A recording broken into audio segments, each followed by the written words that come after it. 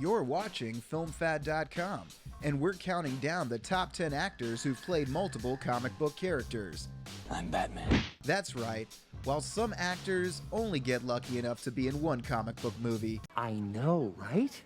Whose balls did I have to fondle to get my very own movie? We've compiled a list of the select few who've donned tights, made wrongs right, and prowled the night with multiple roles across screens both big and small. Let's count them down. Number 10, Neil McDonough.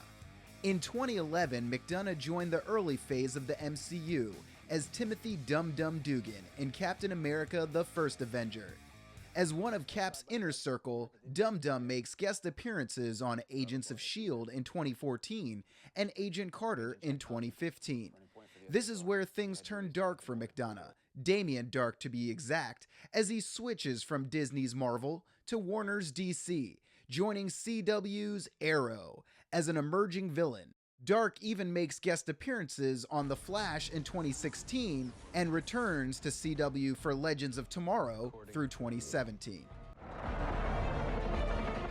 I love you, Bard. Number 9, Rosario Dawson. In 2015, Dawson steps into her first live-action comic book role as GAIL in Frank Miller's Sin City. While not a complete hit, the noir Robert Rodriguez-directed film's cult fandom earned it a 2014 sequel, Sin City: A Dame to Kill For, in which Dawson reprises her tough-as-nails role.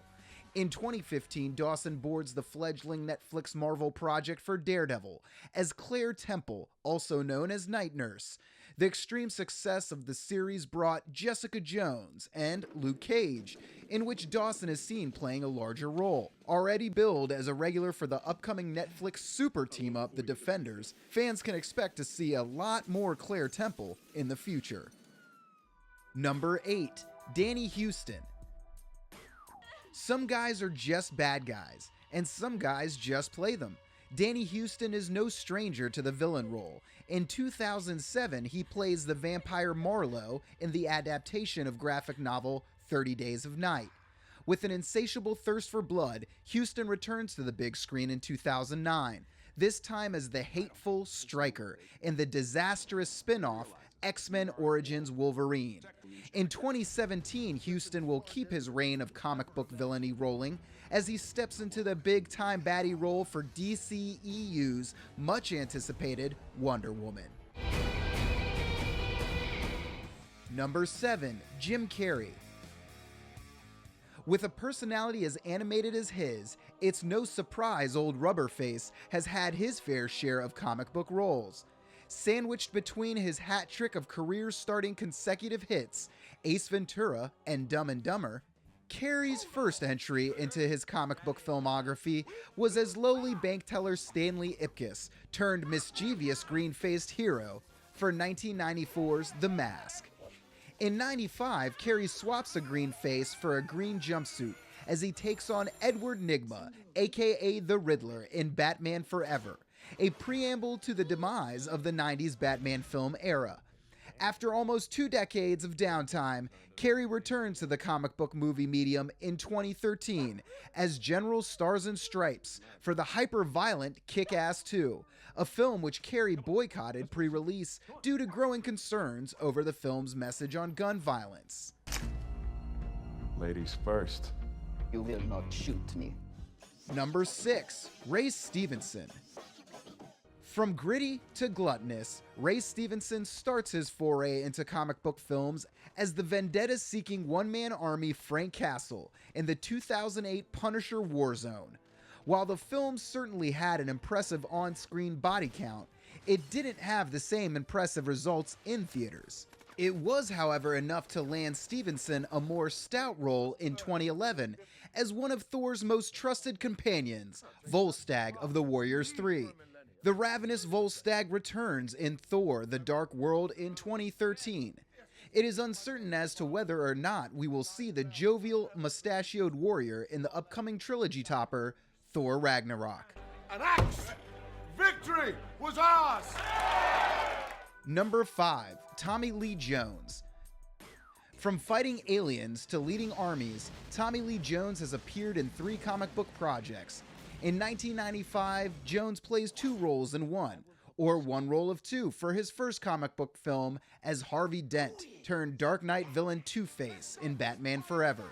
Jones investigates his next comic book role in 1997 as Agent K of the secret organization Men in Black.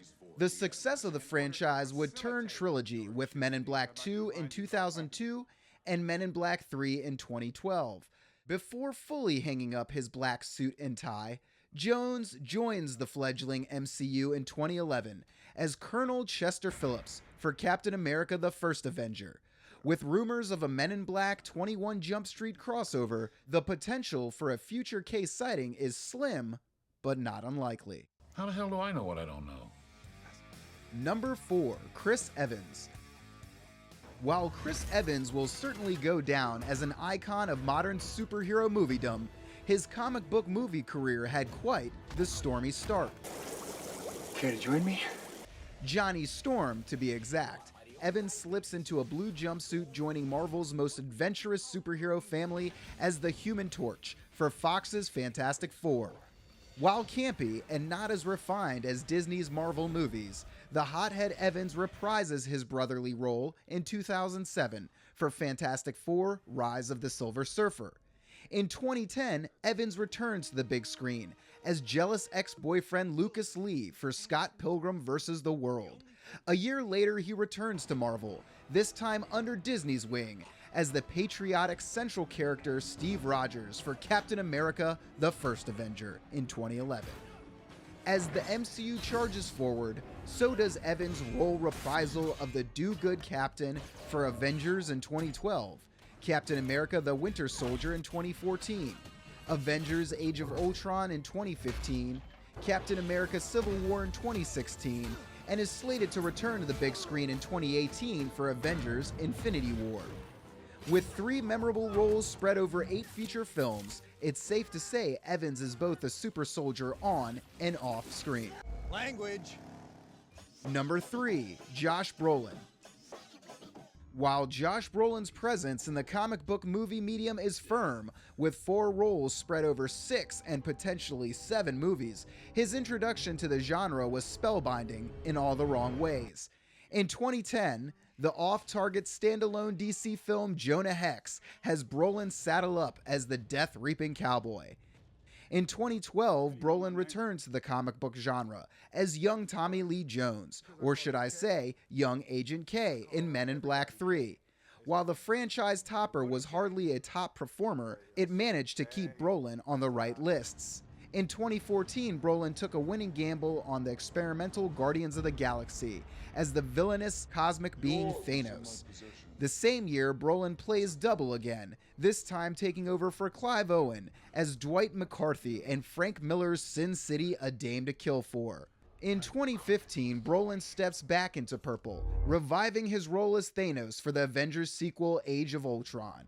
With his casting already announced for the upcoming Avenger Infinity War project, Brolin may still move up the list with a violently violet comic book-filled future. Fine. I'll do it myself. Number 2, Ryan Reynolds. Ryan Reynolds is definitely a grade A go-to when it comes to comic book characters in film. Despite an overreaching and ill-animated start, Reynolds has recently returned to the comic book genre in a big way. Before Reynolds was clad in his now iconic crimson attire, he found himself wielding swords as a very different and night-prowling character, Hannibal King in Blade Trinity. You gotta be kidding me. While the movie bombed at both the box office and in the minds of Marvel fans, Reynolds' mouthy persona landed him the role of Wade Wilson for the 2009 Fox spin-off film X-Men Origins Wolverine. While right for the part, the film's use of the mouthy merc was cringeworthy, almost single-handedly erasing the character's movie viability. Bad Deadpool. In 2011, Reynolds switches gears and companies as he joins DC's Green Lantern as a test pilot turned cosmic policeman Hal Jordan.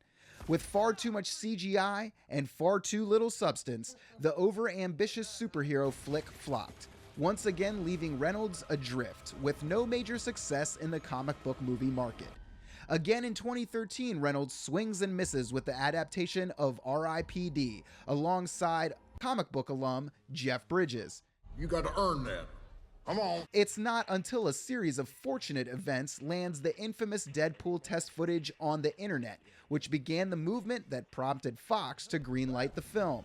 Staying true to the character's roots, the studio puts Wade Wilson on a pedestal with a perfect blend of original source material and Hollywood pizzazz, as well as an unprecedented R rating. Good Deadpool. As one of the most well-received and financially successful superhero films to date, it's fair to say Reynolds has not only made his mark on comic book moviedom, but has also influenced its bolder and increasingly profane future. With Deadpool 2 in the works and a re-established Fox-held X-Men franchise, audiences can expect to see a lot more Ryan Reynolds in the future.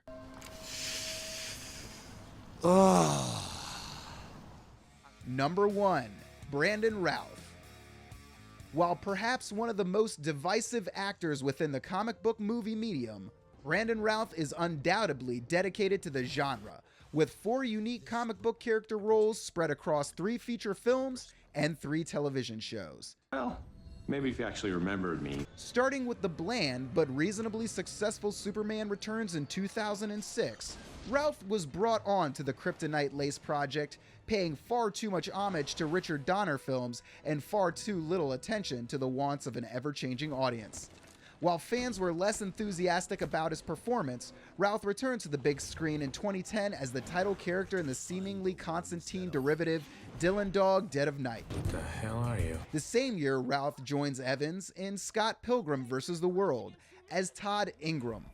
After a 5-year comic book property hiatus, Routh finds himself in the budding CW DC Comics universe as Ray Palmer, aka The Atom, in Arrow. Given the show's popularity, Routh lands in The Flash, and is now a regular cast member on Legends of Tomorrow. Big or small, tomorrow is bright for Brandon Routh. That was pretty amazing. And that concludes our top 10 list of actors who've played multiple comic book characters. Make sure to check out filmfad.com for all the latest and greatest on celebrity interviews, movie reviews, TV shows, film exclusives, and so much more. As always, thanks for watching.